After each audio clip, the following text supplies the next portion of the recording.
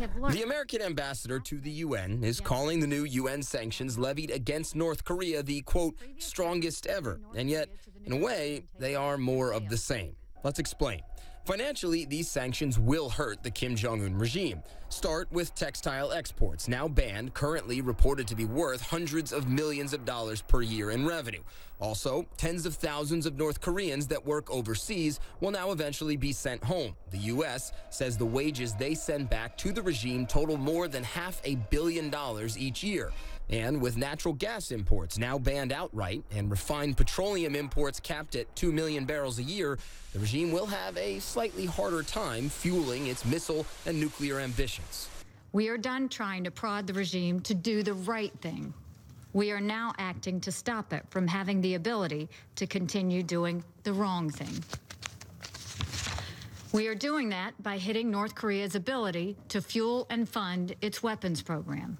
But despite all of that, consider all that these sanctions don't do.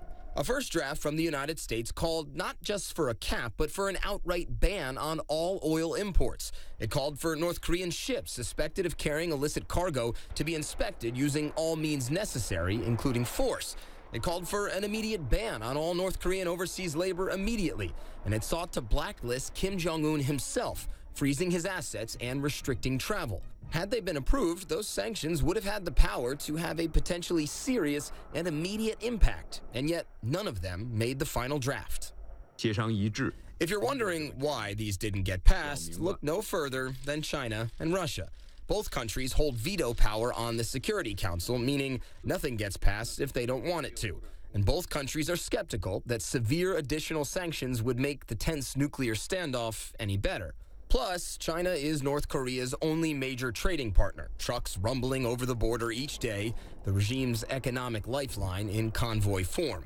So the U.S. had to tone down its original wish list, perhaps betting that passing any sanctions are better than passing none at all. So where does that leave us? Well, we've got new sanctions in place. They're stronger than before. The U.S. says they'll immediately cut more than $1 billion of revenue for the regime. And yet, at the same time, doubts remain whether these incremental measures will be enough to force Kim Jong Un to stop what he's doing. Meanwhile, in a statement published in state media, North Korea's foreign ministry said that the new sanctions would, quote, cause the U.S. the greatest pain and suffering. Matt Rivers, CNN, Beijing.